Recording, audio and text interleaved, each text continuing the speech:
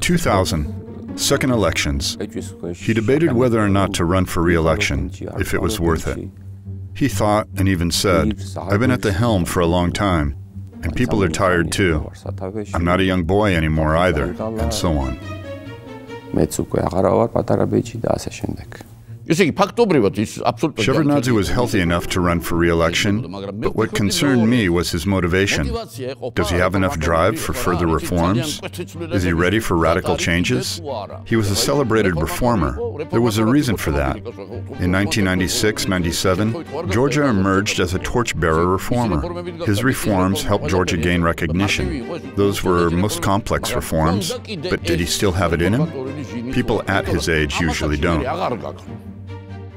It's hard to give a laconic answer. It would take someone like Rustaveli.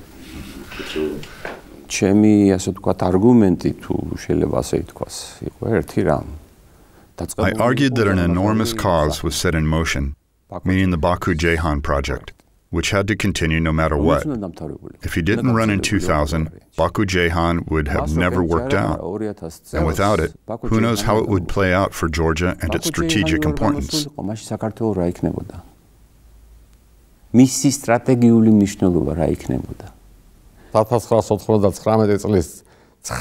October 19, 1999, the first in a series of momentous agreements on the construction of the Baku-Tbilisi-Ceyhan pipeline was signed in Istanbul. It was endorsed by U.S. President Clinton, a decision of crucial importance.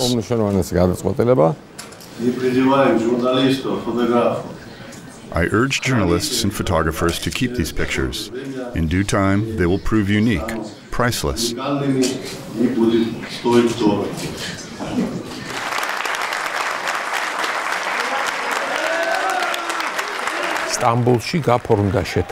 An agreement of historic importance was signed in Istanbul on the withdrawal of Russian troops from Georgia.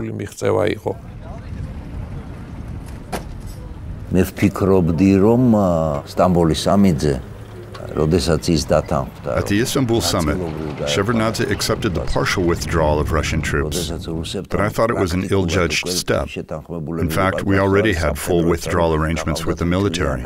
We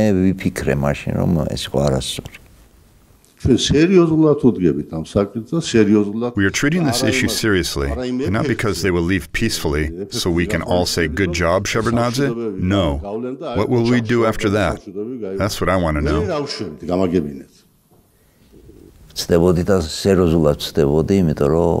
I was dead wrong. After Russians withdrew all their bases, their entire North Caucasus front became exposed. Next thing you know, they were ready to do anything to return these bases to the South Caucasus, which they eventually did in 2008.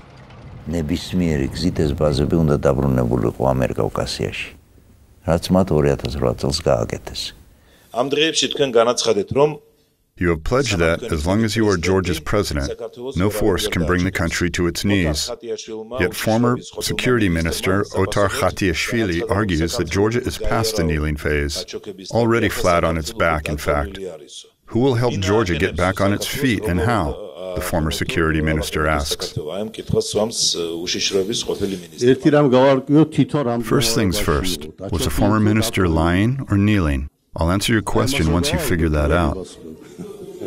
Being more vocal and audacious in insulting the president, that's what defines being an opposition member nowadays. Of course, we may like or dislike his policies, but no one is allowed to use this tone when speaking to this president, or the one these forces are planning to install. Using this tone with the current president is easy, because you know you're safe. Nothing is going to happen to you, so you can give him hell as much as you please.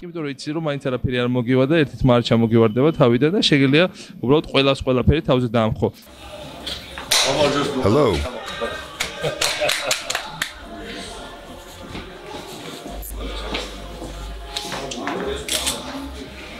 You look good. Good enough to make your enemies turn green with envy. 7, 6, 5, 4, 3, 2, 1.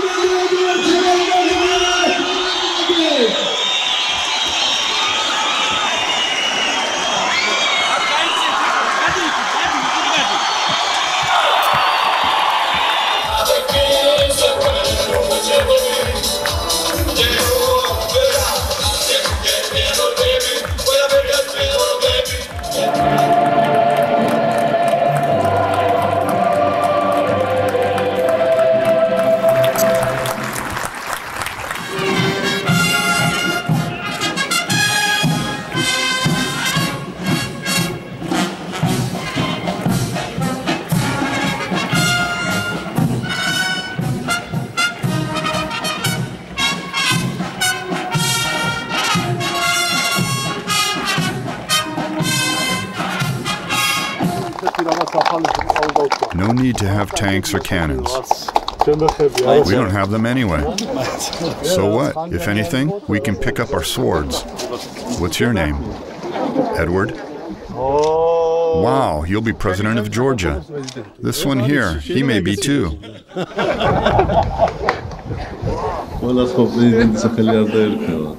But they can't all have the same name. Personally, I'm very cautious when it comes to this stuff.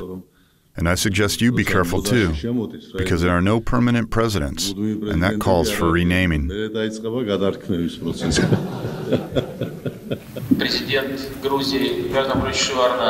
been the right decision on the part of Georgian President Edward Shevardnadze to celebrate his birthday in Russia's capital.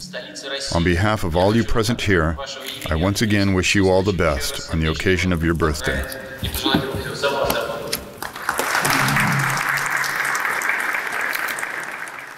არ კარგავდა ის იმედს, რომ ადრე თუ გვიან რუსეთთან ნორმალური ურთიერთობები დამყარდებოდა. მაშინ უკვე He kept hoping to have normal relations with Russia sooner or later. Back then, Russia had a new president, Putin. They even met a few times, but the way things developed left increasingly smaller room for finding common ground. The situation went from bad to worse after the so-called Second Chechen War broke out.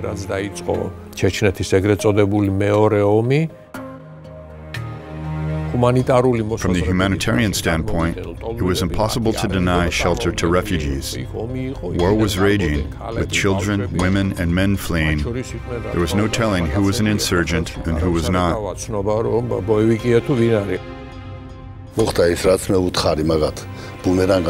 I told them, what you did in Sukhumi will backfire on you someday. Sure enough, the Chechens went back home and, led by Dudayev, started a war against Russians. They came up against a mountain range at 3,500 meters above sea level. It was snowing, freezing. Some women held dead children in their arms. What was I supposed to do?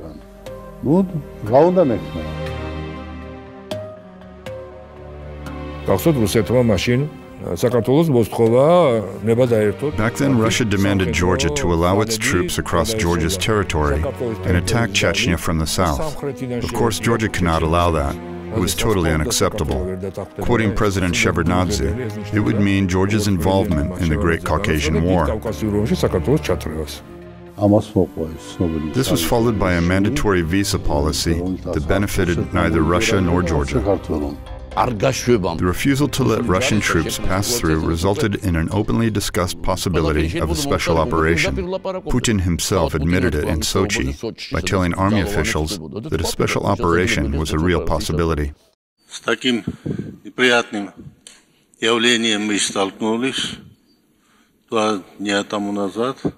A very unpleasant event took place 2 days ago.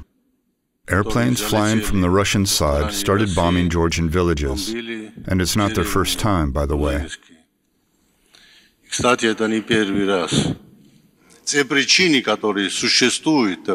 Factors that sometimes complicate our relations cannot serve as an excuse to bomb villages. Fortunately, there are no casualties, though the damage is considerable, especially to the relations between Russia and Georgia. Но вообще-то ущерб нанесен очень большой, особенно российско-грузинским отношениям. Если речь идет о якобы бомбардировке сел. If we're talking about an alleged bombing of Georgian villages, and at the same time we learn that there have been no casualties, it begs the question, what kind of bombing is it when settlements are targeted, but there are no casualties? It follows that there were no strikes, or they didn't target settlements. Либо удары вообще не наносились, либо они наносились не по населенным пунктам. Часть этих международных Unfortunately, some of these international terrorists are in Georgian territory. Unfortunately, for Georgia's authorities, and equally unfortunately for the Georgian people, because this means the effective occupation of Georgia's territory. We are able and ready to cooperate in investigating this matter, though it is hard for anyone to imagine how we may gain access to get to the bottom of things.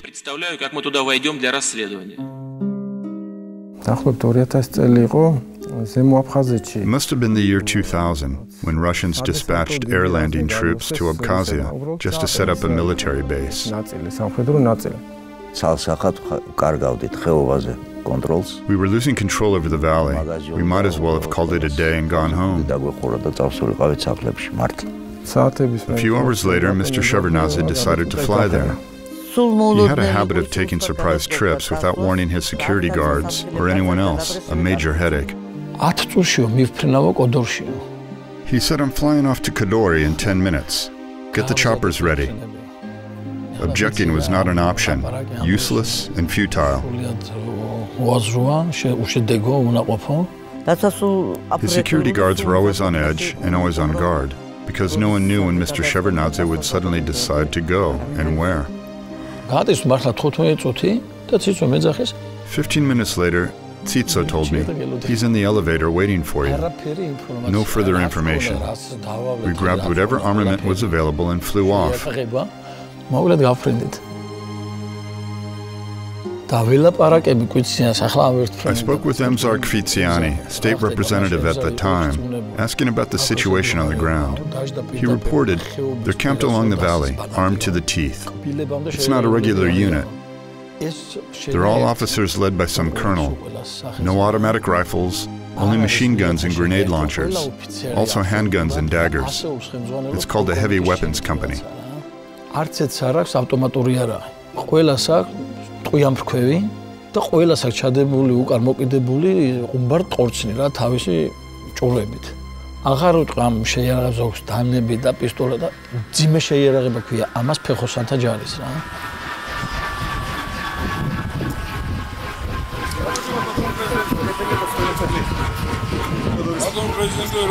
Mr. President, representative of the National Guard reporting.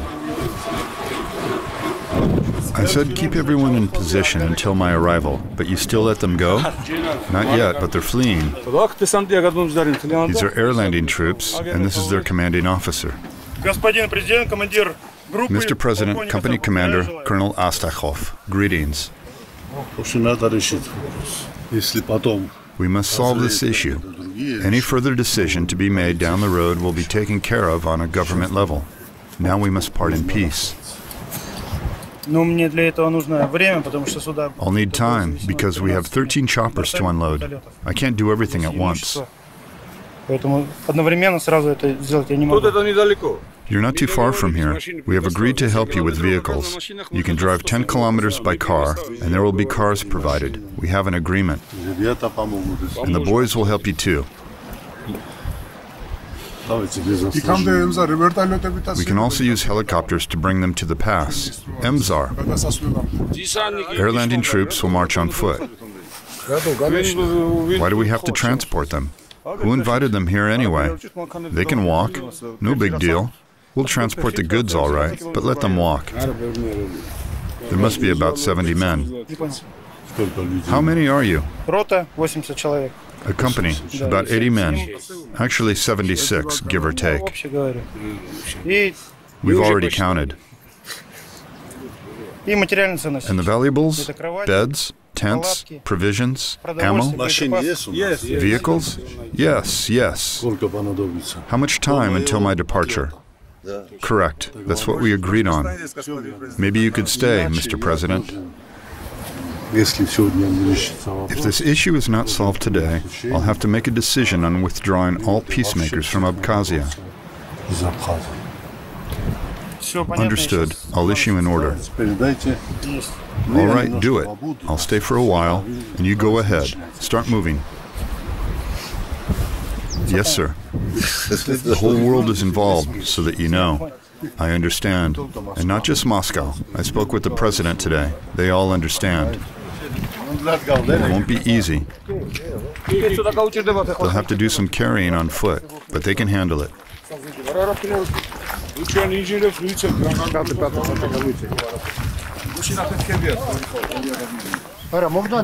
Please come, if you don't mind breaking bread in our church.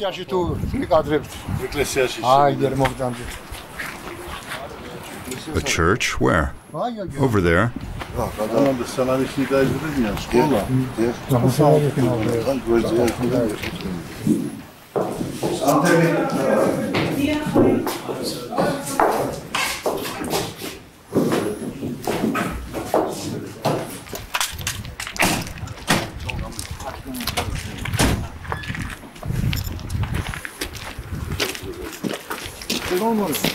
Just a couple of minutes, Mr. President. I have some bread and salt. You must. It's your first time here.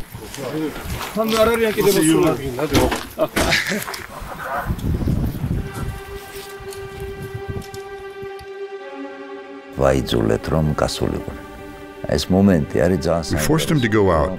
Interestingly, it was the first time the president spoke face-to-face. He called me personally to tell me that they were ready to swap. The only request was to do it without humiliation. They flew off the next day.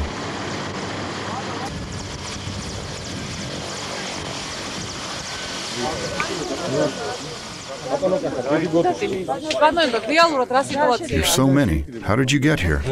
We're standing by. What's the situation like? The situation is normal, more or less. It's hard to tell what they had in mind. Do you consider it an aggression from the Russian side? An attempt, more like an attempt to test the waters.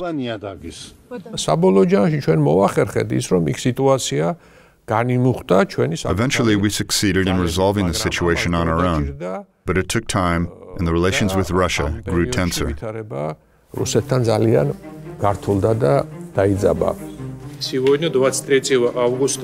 Today, August 23rd, the Russian Federation's air forces violated Georgia's airspace and bombed Georgian territories.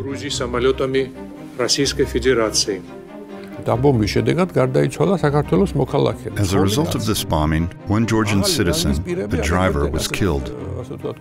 Some senior officials claim that Georgians painted Russia's insignia on their own aircraft to bomb their own territories and, in this way, stir up a scandal.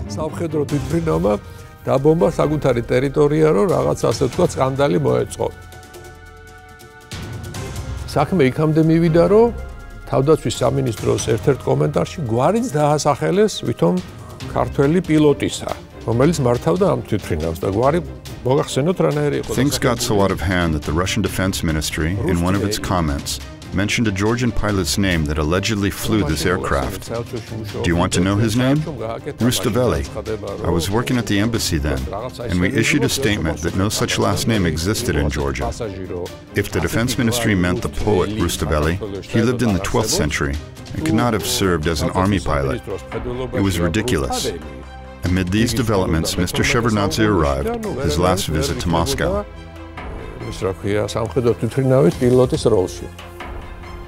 იმდენად გაშარჟებული იყო უკვე სიტუაცია. აი ამ ფონზე ჩამოვიდა მაშინ ბატონი ედვარდი, ეს მისი ბოლო ვიზიტი იყო მოსკოვში.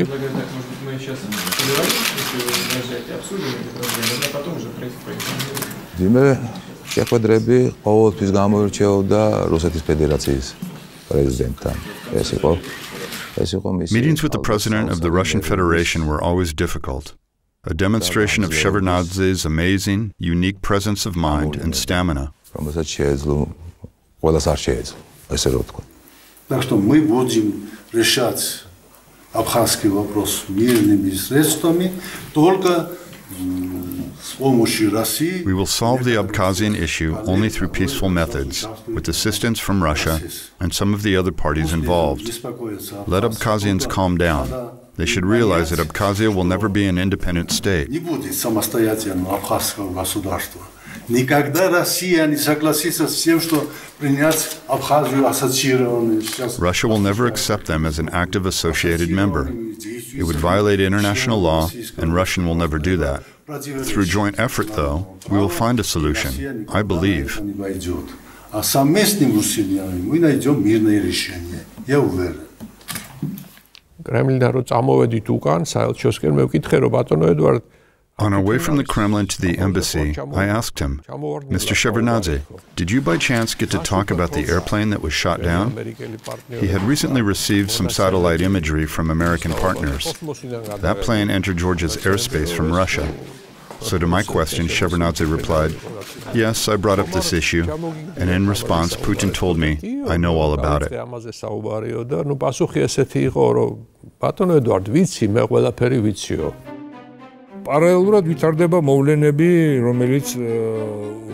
The developments unfolding at that time were indicative of Russia's interest in meddling with our domestic affairs and destabilizing the country.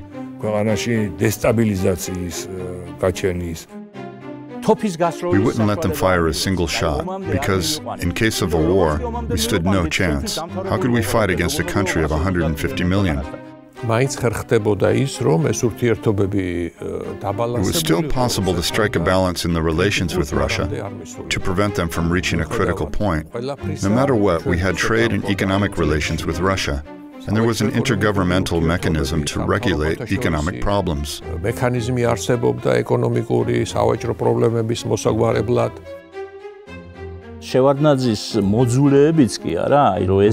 Even his haters admitted that Shevardnadze was a diplomatic genius.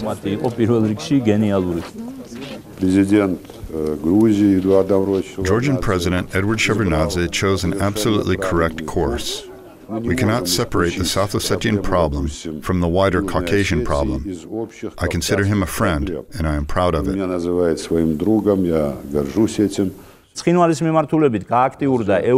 The OSCE scaled up its operation in the Tkhin Valley area, and the EU followed suit through donor efforts, with €2–3 million allocated every year for reconstruction work in the conflict zone, while the entire budget of the so-called South Ossetian Republic was just $1 million. It shouldn't be more even now. Nothing is produced there. All they have is whatever Moscow gives them. For example, a law enforcement coordination center was established to bring together Tkhin Valley and us, not a single Russian representative. Then a council was expected to be established, again, just Tkhin Valley and us. And we would gradually transform this mixed control commission into the region's government for conflict resolution.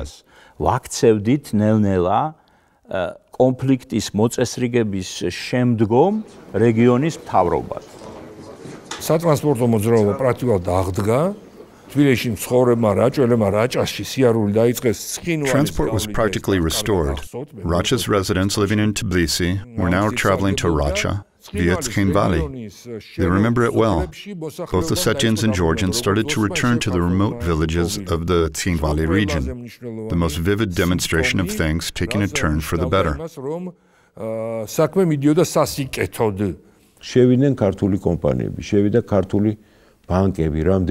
Georgian companies, including a Georgian bank, entered and launched operations, building on personal contacts and calls from Chiberov or Shevardnadze. I remember Shevardnadze once told me, "Chiberov called.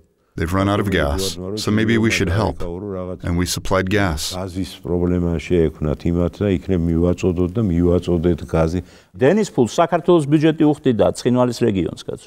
Tkhin Valley region's electricity expenses were covered from Georgia's budget. We paid for their power and gas. We had them in our pocket. Gogi Topadze restored the Tkhin Valley brewery. No more beer imported from Tbilisi, only Topadze's beer. Other companies may have imported some, but not Kazbegi. Tkhin Valley's market was supplied with locally manufactured beer. In order to sell under our control in the region, the brewery affixed Georgian excise stamps to its goods. It was a political step. That's how we operated. I personally accompanied a MAGT representative and arranged a meeting with the Prime Minister of the local separatists. Eventually, MAGT's antenna was installed on the roof of the 9-story government building in Tkhin Valley.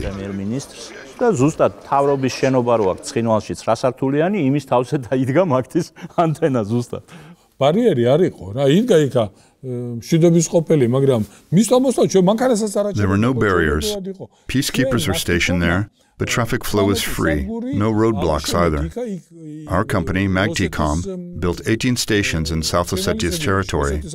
We worked with local engineers on our payroll. We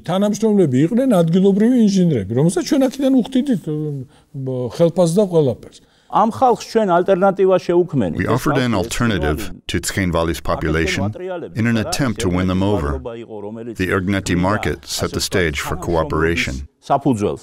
The Georgian lari was in circulation in Ossetia's territory. Now they have Russian rubles.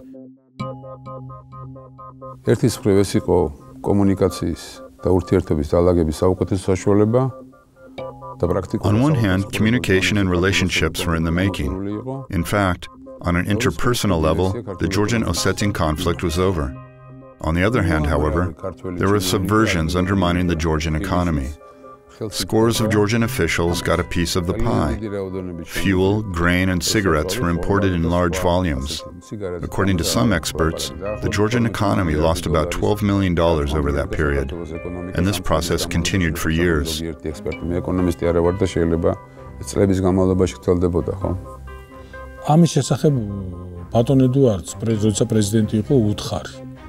I reported all this to Mr. Shevardnadze, who was still Georgia's president at that time. He replied, "Don't you think I know? But these people, once enemies, are now reconciling, and business is what draws them back together. Don't you think I know there's a lot of smuggling going on? But what can I do? All I can do is choose between the lesser of two evils."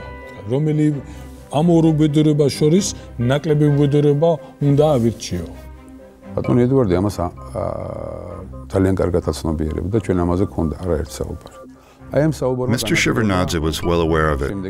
We even discussed this issue, and this conversation defined our next step. On Mr. Shevardnadze's instructions, I spoke with then Minister of Revenues, Mikhail Machavariani, and arrived in Tskhinvali to hold negotiations with smugglers importing fuel from Russia.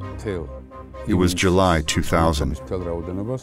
Our deal played into the hands of the smugglers because they sold fuel to us, albeit at lower prices, but fast, in bulk. I cleared half of the goods through customs, bringing in enormous revenues for Georgia's July budget. It was illegal, yes, but better than nothing. Some of the senior officials blew a hype in both Tbilisi and Tskhinvali, raising hell, not because they couldn't wet their beaks in this deal. They had no shares in this business to begin with. In fact, Chiberov and smugglers were the only ones to profit.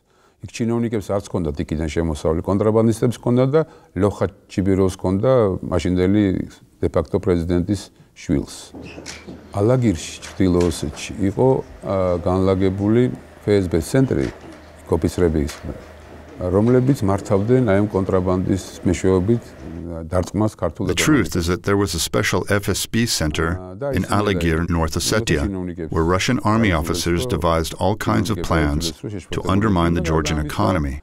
And they were the ones who forced bureaucrats to kick up a fuss.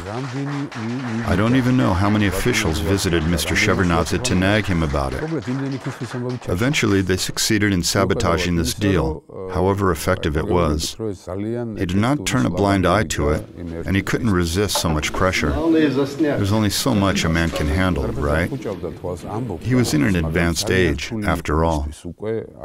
There's a limit to what a person, however strong, can bear. Unless you employ repressive methods and physically annihilate people, it's very hard to make good use of democratic methods in fighting against those deprived of democratic thinking skills.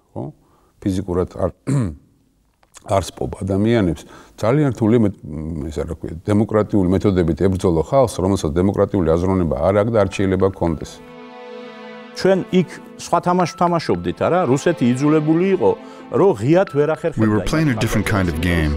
We assigned the role of a peacemaker to Russia, the reason why we openly supported it, forcing it to demonstrate its neutrality in the eyes of the international community.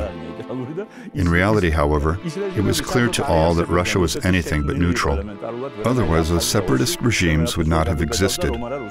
Without Russia, Ossetians and Abkhazians would never venture into opposing us. Everyone knew it, but it was kept under wraps regardless.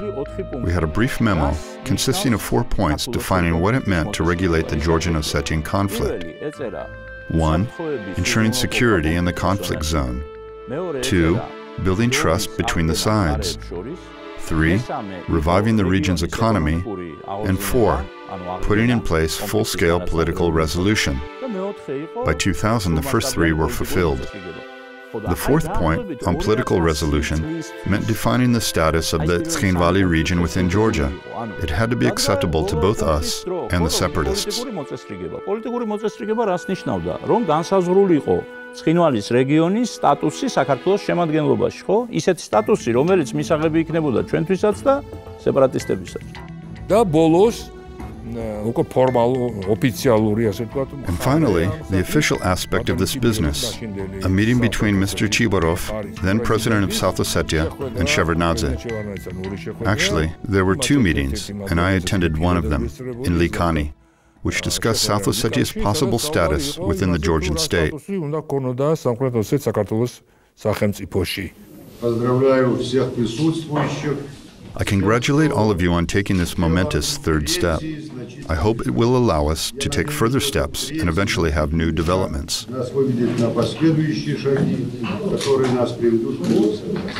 Thank you. და ყველაფრის ამის ფონზე EUTOS მიერ ორგანიზებული პროცესი ქალაქ ბადენში. In the meantime, the OSCE initiated the development of a document in Baden.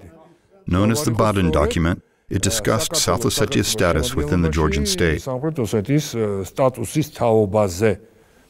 We're about to conclude this issue once and for all. The OSCE and the West in general are persuading Russia to end it all because everything has been settled. People no longer shoot at one another, engaging in trade instead, making friends, hosting festive receptions, visiting one another, with safety ensured, economic revival in full swing, and monetary inflows provided by us. What else do you want? Let's end this conflict. But ending the conflict was the last thing Russia wanted. Who would need Russia if Georgia and Ossetia came to an agreement and defined the latter's status? A mediator is necessary only during a conflict. There was a general sense in Georgia that nothing was happening in the Tskhinvali region, meaning that we were very close to solving every outstanding problem. I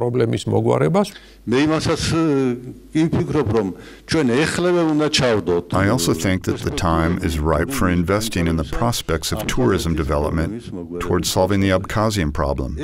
Starting now, we must work for a couple of years and define the scope of possible tourist flows once the Abkhazian problem is solved. Abkhazians should realize that it will mean tens and hundreds of millions in revenue for them.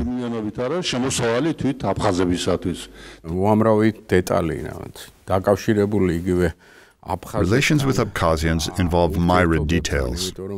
We were the only ministry to get on the other side and hold active meetings.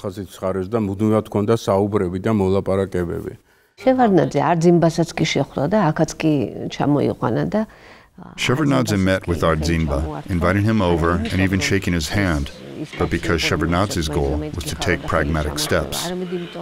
Not because he worked hard to look good in front of the camera or in the eyes of the public. Don't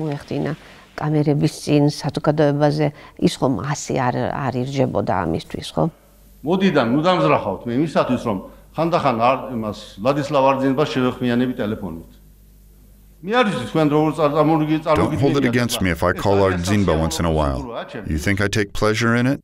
After all the insults and humiliation we have suffered from him together? But I know that there can be no peace unless Georgians and Abkhazians engage in dialogue and find common ground.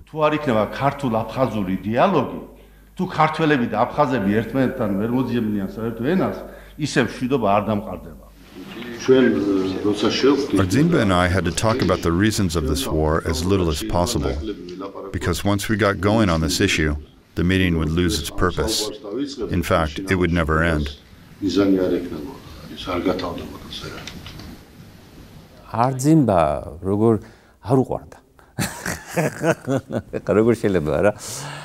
He didn't like Ardzinba, but why would he like him? He disliked him since the Soviet period because Ardzinba always did something against Georgia.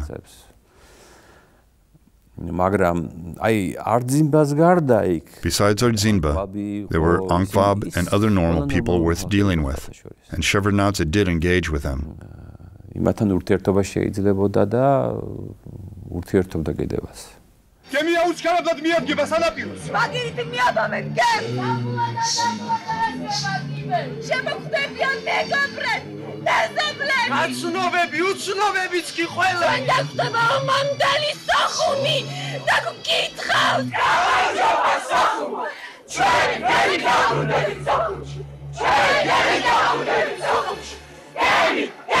Damn it!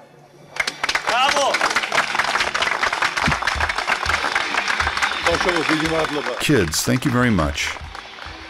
I assure you that we will be back. By all means, we will all return and start living with Abkhazians, restoring our brotherhood and friendship.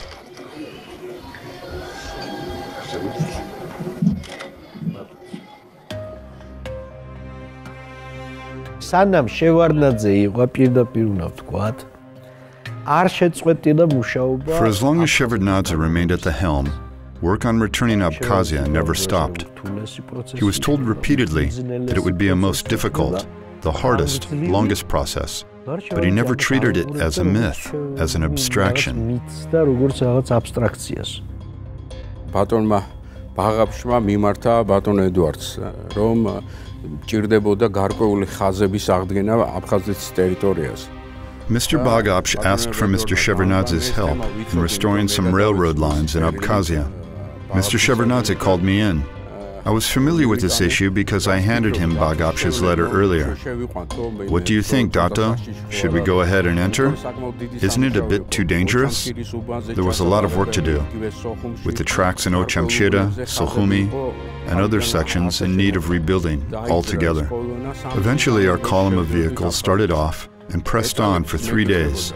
He scrutinized every detail, asking us questions like, "Did you enter with Georgian license plates?" I replied, "Yes. We didn't remove them. We felt the gravity of our responsibility because anything could happen." We felt Mr. Shevardnadze's attentiveness. He told us every day, "Make sure the workers have everything they need." He meant the workers we had brought with us. Are they okay? Are they treated well? On our way back, he said, under normal circumstances, this enormous amount of work would be all we would talk about. It was 2001, 2002. Not many know about it, and some forces later used it for some speculations. But it was a major task that had to be fulfilled at that time. There were about 30 Georgian vehicles in Sokhumi, with our license plates and drivers. We had very positive conversations with locals, something we also reported to Shevardnadze.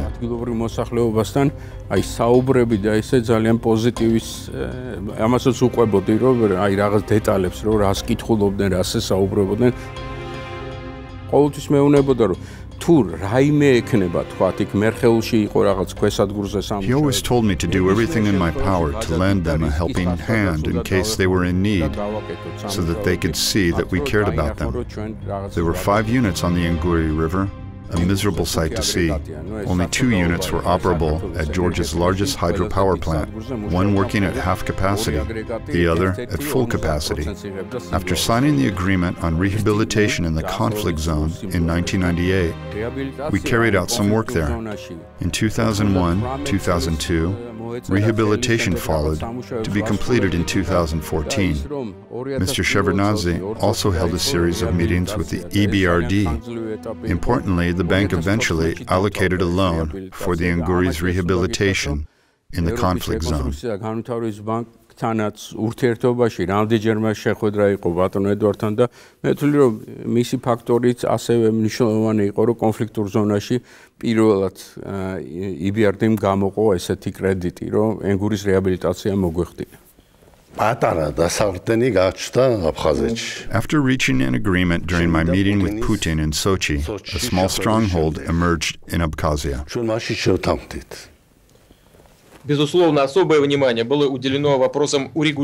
Naturally, we paid special attention to regulating the Georgian-Abkhazian conflict. Let me emphasize that Russia's position in this regard remains unchanged. We are convinced that the problems driving a wedge between Sokhumi and Tbilisi must be solved while maintaining Georgia's territorial integrity and protecting Abkhazia's legitimate rights and interests. We have decided to focus on 3 key directions: return refugees, notably to Gali district, and organize railroad transport between Sochi and Tbilisi. By the way, Putin kept his word. A large portion of Gali's population, about 50 to 60,000 people, returned. How do you think Bagapsh was elected, and who decided his fate? In addition, we expressed support for the proposed modernization of the Inguri HPP complex.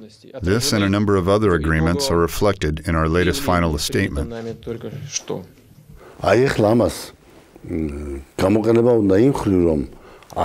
Now, you take advantage of these things, not by advertising them loudly, but by gradually gaining a foothold in Abkhazia, so that later you may be a player to be reckoned with. This is how I see this. If our government starts a war against Abkhazia now, it will be a mistake, and nothing will come out of it, because they have Russia backing them up. Consequently, our task number one is to take such quiet, low-profile, inconspicuous steps.